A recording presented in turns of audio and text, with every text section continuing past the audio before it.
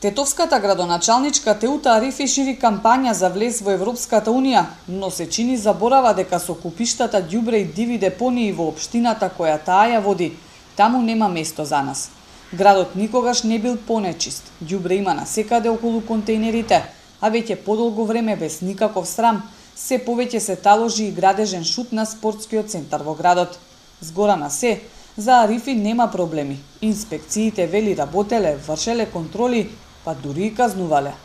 Успеавме да завршиме многу проблеми во тој однос на градот, како што се и проблемот со водата, и проблемот со таа наследена депонија, и да го извадиме проектот за отпадните води, додека за сите други појави, нормално дека имавме повеќе интервенции на нашата инспекција и повеќе компании кои веќе добија и казни. И додека властите си се убедени дека проблемите со отпадот се решавале, Тетово веќе ја изгуби битката со нечистотијата.